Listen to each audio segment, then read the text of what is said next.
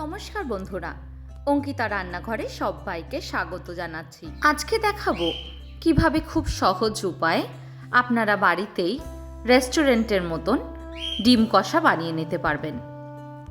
ডিম কষা বানানোর জন্য প্রথমেই সরষের তেল গরম করে নিয়েছি। তার মধ্যে নুন হলুদ মাখিয়ে রাখা আলুর টুকরোগুলো দিয়ে দিচ্ছি। আলুটাকে দিয়ে খুব ভালো করে নেড়ে চেড়ে ভেজে নেব। আলুটা বেশ লাল হয়ে আসলে সেগুলোকে তুলে অন্য একটা পাত্রে নিয়ে নেব। এবার ওই তেলের মধ্যে দিয়ে দিচ্ছি নুন হলুদ মাখিয়ে রাখা সেদ্ধ করা ডিমগুলো। ডিমটাকেও একইভাবে খুব ভালো করে ভেজে নেব।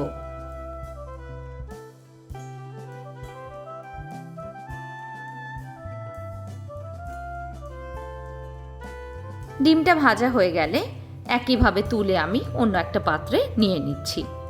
এবার ওই তেলের মধ্যে দিয়ে দিচ্ছি জিরে আর শুকনো লঙ্কা ফোড়ন। অন্যদিকে আমি দুটো মিডিয়াম সাইজের পেঁয়াজ, একটা গোটা রসুন আর 5টা কাঁচা লঙ্কা বেটে নিয়েছি। এবার ওই মশলাটাকে আমি দিয়ে দিচ্ছি তেলের মধ্যে। বাটা মশলাটাকে আমি খুব বেশি মিহি পেস্ট করিনি, হালকা একটুখানি ঘুরিয়ে নিয়েছি। মশলাটা ততক্ষণ কষাবো যতক্ষণ না তার থেকে তেল ছেড়ে আসছে আর কাঁচা গন্ধটাও চলে যাচ্ছে। 10 মিনিটের মতন কষিয়ে নিয়েছি, তার থেকে তেল ছেড়ে দিয়েছে। এবার দিয়ে দিচ্ছি 1 চামচ নুন, 1 চামচ হলুদ আর 1 চামচ কাশ্মীরি লাল লঙ্কার গুঁড়ো। এই রান্নাটা করার সময় একটা জিনিস মাথায় রাখবেন, গ্যাসের ফ্লেমটাকে কিন্তু লোতে রেখেই মশলাটাকে কষাতে হবে।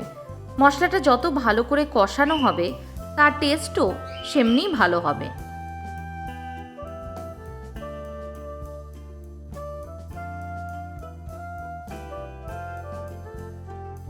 মশলা থেকে তেল ছেড়ে দিয়েছে।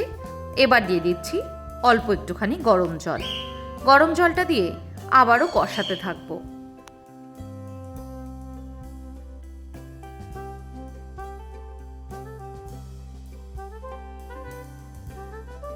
মশলাটা ভালো করে কষে এসছে।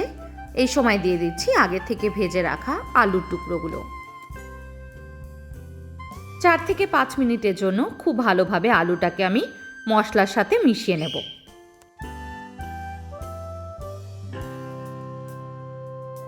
আলুটা মেশানো হয়ে গেছে। এবার দিয়ে দিচ্ছি 1 কাপ পরিমাণে গরম জল। এবার 5 থেকে 7 মিনিটের জন্য খুব ভালোভাবে আমি ঝোলটাকে ফুটিয়ে নেব। এবার ঢাকা দিয়ে 5 মিনিটের জন্য ঝোলটা ফুটতে দেব।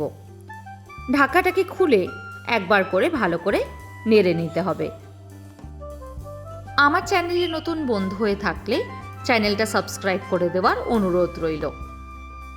এইভাবে ডিম কষা বানিয়ে লুচি, পরোটা হোক বা ভাত, যে কোনো কিছুর সাথেই সার্ভ করতে পারেন। ঝোলটা ফুটে উঠেছে। এই সময় দিয়ে দিচ্ছি আগে থেকে ভেজে রাখা ডিমগুলো দিয়ে খুব আলতো হাতে মশলাটার সাথে ডিমগুলোকে মিশিয়ে নেব।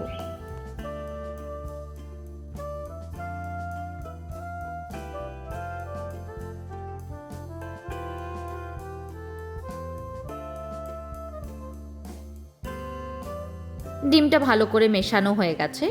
এবার ওপর দিয়ে ছড়িয়ে দিচ্ছি 1/2 চামচ মতন গরম মশলা গুঁড়ো। গরম মশলাটা দিয়েও খুব ভালো করে একবার মিশিয়ে নেব। আজকের মতন এইটুকুই। আবার দেখা হবে নতুন কোনো রেসিপি নিয়ে। ভালো থাকবেন, সুস্থ থাকবেন। ধন্যবাদ।